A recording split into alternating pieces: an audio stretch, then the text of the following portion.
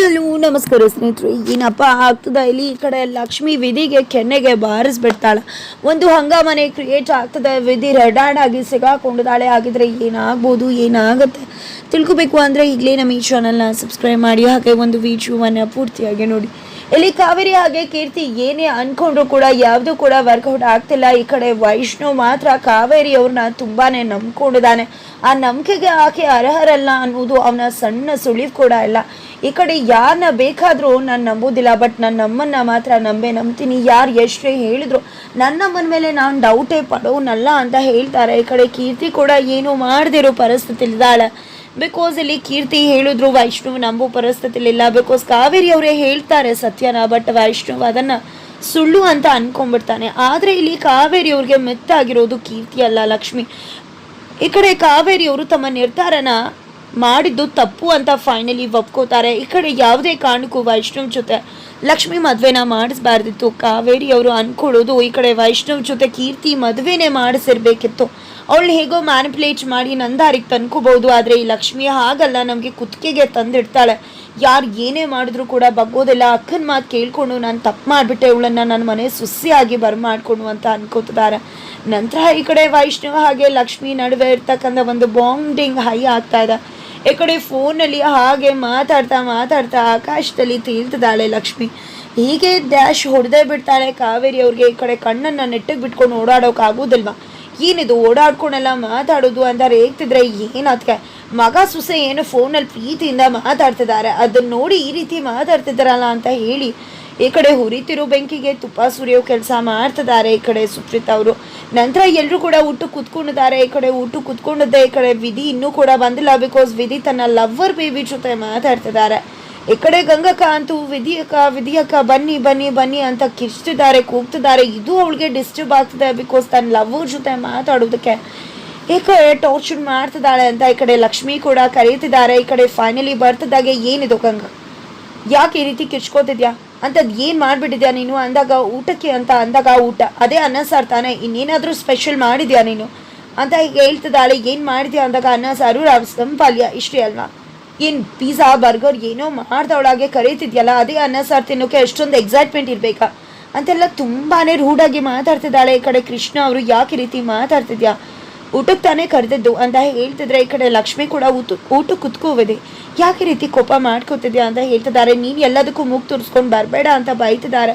ನಂತರ ಈ ಕಡೆ ಕೋಪ ಮಾಡ್ಕೋತಾರೆ. ಏನು ನಿನಗೆ ಪಿಜ್ಜಾ ಬರ್ಗರ್ ಮಾಡೋ ಯೋಗ್ಯತೆ ಇದೆ, ಅದೆಲ್ಲ ಬರುತ್ತಾ ನಿನಗೆ ಅಂತ ಹೇಳ್ತಿದ್ದಾಗೆ ಈ ಕಡೆ ಗಂಗಕ್ಕ ತುಂಬ ಬೇಜಾರು ಮಾಡ್ಕೊಂಡು ಹೋಗ್ತಾರೆ. ಈ ಕಡೆ ವಿಧಿ ಕೂಡ ಹೋಗ್ಬಿಡ್ತಾಳೆ. ನಂತರ ಈ ಕಡೆ ಲಕ್ಷ್ಮಿ ಅವ್ರಿಗೆ ತುಂಬಾ ಬೇಜಾರಾಗುತ್ತೆ. ನಂತರ ಈ ಕಡೆ ಸುಪ್ರೀತಾ ಅವ್ರಂತೂ ತನ್ನ ಅಣ್ಣನ ಹತ್ರ, ನೋಡೋಣ ನಿನ್ನ ಮಗಳು ಹಾದಿ ತಪ್ತಿದ್ದಾಳೆ, ಅಡ್ಡದಾರಿ ಹಿಡಿತಿದ್ದಾಳೆ, ಫಸ್ಟ್ ನೀನು ಅವಳನ್ನ ಹಾದಿಗೆ ತರಬೇಕು ಅಂತ ಹೇಳ್ತಾರೆ. ಈ ಕಡೆ ಕೃಷ್ಣವ್ರು ಕೂಡ ಅದೇ ರೀತಿ ಮಾತಾಡ್ತಾರೆ. ಇದು ಯಾವುದು ಕೂಡ ಕಾವೇರಿ ಅವ್ರಿಗಂತೂ ಇಷ್ಟ ಆಗುವುದೇ ಇಲ್ಲ. ನಂತರ ಈ ಕಡೆ ಕಾವೇರಿ ಅವರು ರೂಮಿಗೆ ಬರ್ತಿದ್ದಾಗೆ, ಏನು ಕೃಷ್ಣ ಸುಪ್ರೀತಾ ಮಾತನ್ನು ಕೇಳ್ಕೊಂಡು ನಮ್ಮ ಮಕ್ಳ ಮೇಲೆ ಡೌಟ್ ಪಡ್ತಿದ್ಯಾ, ನಮ್ಮ ಮಕ್ಕಳು ಹೇಗೆ ಅಂತ ನಮಗೆ ಗೊತ್ತಿದೆ ಅಲ್ವಾ ಅಂದದಕ್ಕೆ ಅಣ್ಣನ ಮಗಳು ಹಾದಿ ತಪ್ಪಬಹುದು ಅಂತ ಹೇಳಿದ್ರೆ ಅದನ್ನು ಅರ್ಥ ಮಾಡಿಕೊಂಡು ಬುದ್ಧಿ ಹೇಳೋದು ತಪ್ಪ ಕಾವೇರಿ ಅಂತ ಹೇಳ್ತಿದ್ದಾರೆ. ಅವಳೇನು ಅಡೋಲೆಸೆನ್ಸ್ ಪೀರಿಯಡಲ್ಲಿ ಎಲ್ಲರೂ ಕೂಡ ಇದೇ ರೀತಿ ಆಡ್ತಾರೆ. ಸುಪ್ರೀತಾ ಏನು ಯಾವ್ಯಾವ ಥರ ಆಡಿದ್ಲು, ಏನು ಮಾಡಿದ್ಲು ಅನ್ನೋದು ಗೊತ್ತಿದೆ ಅಲ್ವಾ, ಅದೆಲ್ಲ ಕೂಡ ಗೊತ್ತಿದ್ದು ಅವಳಿಗೇನಿದೆ ಯೋಗ್ಯತೆ ಇದನ್ನೆಲ್ಲ ಮಾತಾಡೋಕೆ ಅಂತ ಕಾವೇರಿ ಅವರು ಹೇಳ್ತಿದ್ರೆ ಏನು ಮಾತಾಡ್ತಿದ್ಯಾ, ಅವಳು ತಪ್ಪು ಮಾಡಿದಾಳೆ ಅನ್ನೋ ಮಾತ್ರಕ್ಕೆ ಇನ್ಯಾರೇ ತಪ್ಪು ಮಾಡಿದ್ರು ಹೇಳಬಾರ್ದು ಅಂತಾನ, ತನ್ನ ಅಣ್ಣನ ಮಗಳು ಸರಿಯಾದ ದಾರಿಯಲ್ಲಿ ಹೋಗಬೇಕು ಅಂತ ಹೇಳೋದು ತಪ್ಪ ಅಂತ ಹೇಳ್ತಿದ್ದಾರೆ. ಈ ಕಡೆ ಕಾವೇರಿ ಅವ್ರಿಗೆ ಮಾತನಾಡೋಕೆ ಆಗ್ತಾ ಇಲ್ಲ. ನಂತರ ನೋಡು ಕಾವೇರಿ, ನಾನಂತೂ ಯಾವುದೇ ಕಾರಣಕ್ಕೂ ಸೂಪರ್ ಜೋಡಿ ಕಾಂಪಿಟೇಷನಲ್ಲಿ ಭಾಗವಹಿಸಬಾರ್ದು ಅಂತ ಅಂದ್ಕೊಂಡಿದ್ದೀನಿ ಅಂತ ಹೇಳ್ತಿದ್ದಾರೆ. ಇದರಿಂದ ಕಾವೇರಿ ಅವ್ರಿಗೆ ಶಾಕ್ ಆಗುತ್ತೆ. ಏನು ಮಾತಾಡ್ತಿದ್ರ, ನಾನಂತೂ ಸೂಪರ್ ಜೋಡಿ ಕಾಂಪಿಟೇಷನಲ್ಲಿ ಭಾಗವಹಿಸಬೇಕು, ಗೆಲ್ಲಬೇಕು ಅಂದ್ಬಿಡ್ತಾರೆ. ಏನು ಮಾತಾಡ್ತಿದ್ಯಾ ಕಾವೇರಿ, ಮಕ್ಳುಗಳು ನಮ್ಮ ಜೊತೆ ಪಾರ್ಟಿಸಿಪೇಟ್ ಮಾಡ್ತಿದ್ದಾವೆ, ಆ ಮಕ್ಳುಗಳು ಗೆಲ್ಲಬೇಕು ಅಂತ ಅಂದ್ಕೊಳ್ಳೋದು ಬಿಟ್ಟು ಅವ್ರು ಅದರಲ್ಲಿ ತುಂಬಾ ಬಾಂಡಿಂಗ್ ಜಾಸ್ತಿ ಆಗುವಂಥ ಚಾನ್ಸಸ್ ಇದೆ. ಅದನ್ನ ಬಿಟ್ಟು ನಾವು ಗೆಲ್ಲಬೇಕು ಅಂತಿದ್ಯಲ್ಲ ಅಂತ ಅದು ಹಾಗಲ್ಲ ಕೃಷ್ಣ.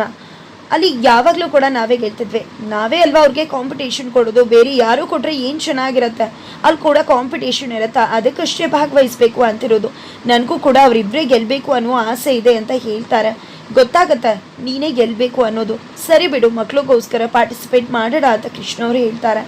ನಂತರ ಈ ಕಡೆ ಆ ಲಕ್ಷ್ಮೀನ ನನ್ನ ಮಗನಿಂದ ದೂರ ಮಾಡೋಕ್ಕೆ ಇದೇ ಒಂದು ಸರಿಯಾದ ಟೈಮ್, ಅವರಿಬ್ಬರು ಸರಿಯಾದ ಜೋಡಿ ಅಲ್ಲ ಅನ್ನೋದು ಅವ್ರಿಗೆ ಅರ್ಥ ಆಗಬೇಕು. ಅದಕ್ಕೋಸ್ಕರನೇ ನಾನು ಸೂಪರ್ ಜೋಡಿ ಕಾಂಪಿಟೇಷನಲ್ಲಿ ಭಾಗವಹಿಸಬೇಕು ಅಂತ ಹೇಳ್ತಿದ್ದಾರೆ. ಈ ಕಡೆ ಕೀರ್ತಿ ಕೂಡ ತುಂಬಾ ಅಪ್ಸೆಟ್ ಮಾಡ್ಕೊಂಡಿದ್ದಾಳೆ. ಬಿಕಾಸ್ ಏನು ಮಾಡಬೇಕು ಅನ್ನೋದು ಅವಳಿಗೆ ತೋಚ್ತಾನೆ ಇಲ್ಲ. ನಂತರ ಇದೆಲ್ಲವೂ ಕೂಡ ಆಗ್ತಾ ಇದ್ರೆ ಆ ಕಡೆ ಗಂಗಕ್ಕ ಅಡುಗೆ ಮನೇಲಿ ಯೂಟ್ಯೂಬ್ ನೋಡಿಕೊಂಡು ಪಿಜ್ಜಾ ಬರ್ಗರ್ ಮಾಡೋಕ್ಕೆ ಮುಂದಾಗ್ತಿದ್ದಾರೆ. ಈ ಕಡೆ ಲಕ್ಷ್ಮಿ ಬರ್ತದಾಗೆ ಏನಿದು ಅವಳ ಮಾತನ್ನು ಅಷ್ಟೊಂದು ಸೀರಿಯಸ್ ಆಗಿ ತೊಗೊಂಡಿದ್ದಾರೆ ಗಂಗಕ್ಕ. ಪಿಜ್ಜಾ ಎಲ್ಲ ಬರ್ಗರ್ ಎಲ್ಲ ಮಾಡೋಕ್ಕೆ ಬರುತ್ತಾ ಅಂತ ಹೇಳ್ತಿದ್ರೆ ನೋಡ್ಕೊಂಡು ಮಾಡ್ತೀನಿ ಅಂತಾರೆ. ಅಷ್ಟು ಅಂಕಿತ್ ಬರ್ತಾನೆ, ಏನೇನು ಹಾಕಬೇಕು ಗೊತ್ತಾ ಪಿಜ್ಜಾಗೆ ಅಂತ ಹೇಳ್ತಿದ್ರೆ ಲಿಸ್ಟ್ ಎಲ್ಲ ಹೇಳ್ತಾರೆ. ಸರಿಯಾಗಿ ಹೇಳೋಕೆ ಬರ್ತಿಲ್ಲ. ಸರಿ ಬಿಡಿ ನಾನೇ ತೊಗೊಂಡು ಬರ್ತೀನಿ ಅಂತ ಹೇಳಿ ಹೊರಟ್ರೆ ಬಾಗಿಲು ಓಪನ್ ಮಾಡಿದ್ರೆ ಅಷ್ಟರಲ್ಲಿ ಕೊರಿಯರ್ ಬಾಯ್ ಬರ್ತಾನೆ. ಈ ಕಡೆ ಬರ್ತದಾಗೆ ಈ ಕಡೆ ವಿಧಿ ಬಂದಿದೆ ಬೇಬಿ ಅಂತ ಹೇಳಿದ ತಕ್ಷಣ ಗಂಗಕ್ಕ ಅಂಕಿತ್ ಹಾಗೆ ಲಕ್ಷ್ಮಿ ಶಾಕ್ ಆಗ್ತಾರೆ. ಏನು ಬೇಬಿ ಅಂತ ಹೇಳಿದ್ಯಾ? ಕೊರಿಯರ್ ಬಾಯ್ಗೆ ಬೇಬಿನ ಅಂದಾಗ ನಾನೇ ಕೊರಿಯರ್ ಬಾಯ್ಗೆ ಬೇಬಿ ಅಂತ ಹೇಳಿ ನಿಮಗೆಲ್ಲೋ ಆ ರೀತಿ ಕೇಳಿಸಿರ್ಬೇಕು ಅಂತಾರೆ. ಒಬ್ಬರಲ್ಲ 3 ಜನಕ್ಕೂ ಕೂಡ ಅದೇ ರೀತಿ ಕೇಳಿಸೋಕೆ ಸಾಧ್ಯನಾ?